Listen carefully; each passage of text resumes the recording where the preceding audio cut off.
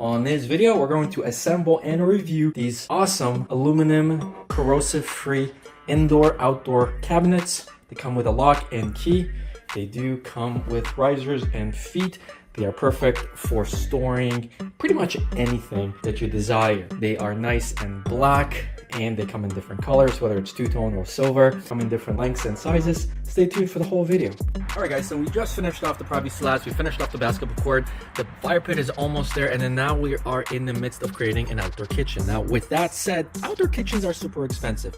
So what do? Well, we did what we always do. We became resourceful, and we found these things. These are actually mechanic shop cabinets. They're black. They do come in different colors. And what we're gonna do is we're gonna stack these beside each other, and we're gonna see if we can actually create a kitchen out of this. Now, in terms of the finish, this is a really beautiful finish. This will be outdoor. This is a matte finish. This is rust-proof, corrosive-proof, and they're lightweight. And this is going to look amazing outside with the rest of our theme. This is what they look like. Very well packaged. All right, so let's just take everything out now. All right, so here are our panels. They did provide you with a screwdriver, your manual. These are additional screws to attach this to a wall. These are your pegs for your shelves. These are your risers, and then these are the assembly screws. And then these are things you're also going to need to make sure that things are nice and tight. Now, as I said, they're all labeled. There's a lock on one of the cabinets, which is even better because locked outdoor kitchen cabinets are actually hard to find and they're expensive. So you have 2 keys. So yeah, let's get started. So we take our first panel, which is the D, and it may not be labeled, so just try and match the pictures with the real cabinets. That's your D. This is your A, and then this will slide in right here, just like that, to the end. Now we grab our E, and then we're gonna place this right over the top.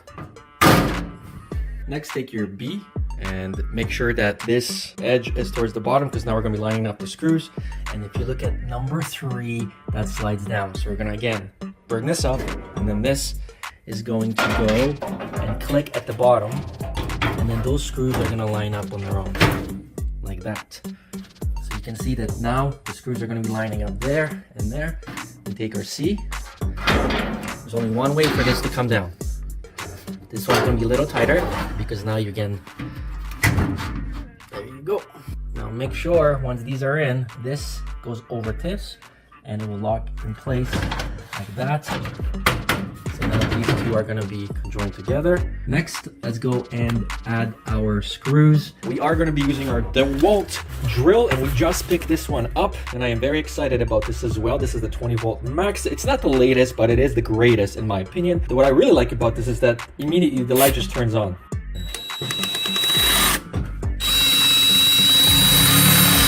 So the drill is excellent for getting small and large screws, whether it's assembling cabinets or drilling through thick 2x10s, it does an excellent job. Next up, grab our L's, which are the feet, and we're gonna drive 4 screws on each side, and there are 4 of them. Next, grab your risers, there are 4 of them, and all we're gonna do is just screw them here. And again, this is to adjust these. If your floor is unlevel, you can adjust these one by one. Secondly, because this is plastic, this will protect your surface from being scratched. Once your cabinet is upright, grab your I. This is the lower piece, and we're gonna basically just put it inside here. There's some notches on the back. It only goes in one way. There's a front lip, and that front lip is going to hook right here.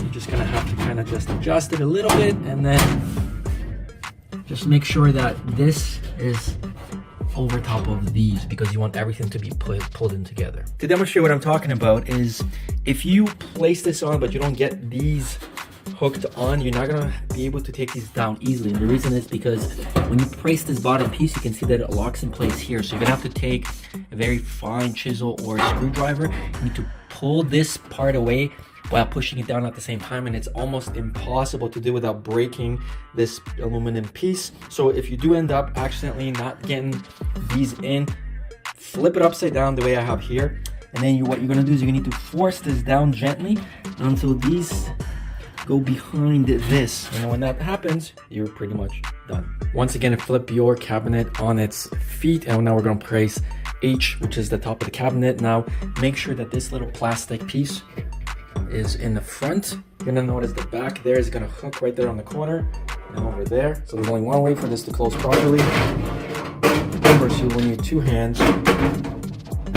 That's gonna go here, and then you just gotta make sure that this all is nice and flush. Once the H is done, grab 10 of your screws, and then now we're essentially going to go and place them up and secure the top. So now let's get to the doors. There are two pieces for the door. Make sure that this little part that's beveled is on the top, and the plastic closer is also on the top. It's very hard to take the doors off once you place them, so make sure you do them correctly. At the very bottom here, you're gonna see there's a little hole. So this is where you place this in, like that. It just sits in there, but again, it's very difficult to get it out later. So you place this in here, then you grab your door, and again, there's an F and there's a G. F goes on your left side, a G goes on your right side. So this is F, and if we grab the door, you can see at the very bottom that there are holes. And then we place this towards the bottom like so, and you can see that this isn't going in. Well, that's because this was up and down. So you just press this in, and there you go. And all of a sudden, you have a working door. And the reason this peg is here is to make sure that this stays flat. Now, you could go and buy yourself some magnets and stick it right over here and here, so then you could remove this and it would remain, but you know, this kind of works for us. All right, now they did provide us with two keys, as I said, so you just turn the key, take it out, boom, it's locked, and you have two of them. Next up are the shelving clips. So you place the shelving clips on the inner and the outer portion. Very easy to place these in. Place this in, that goes in like that, and then you make sure you put this on the same side, and then you put one on the inner slat, and then boom, you place your shelving. So once your clips are in, I went 10 notches down, and then again 10 notches down, so that way I can put in larger things at the top and smaller things midway and large things at the bottom. You grab this. Now this is your J, and you want to make sure that this is in the front, not the back when you put it in. So then, but there you go. And then when it's done, it's gonna look like this. So we have two side by side. Does it look good? I think it looks pretty good. Again, depending on the purposes that you are using this may or may not work. I definitely like the look. That's the video. Thank you so much for watching. We'll see you guys in the next one.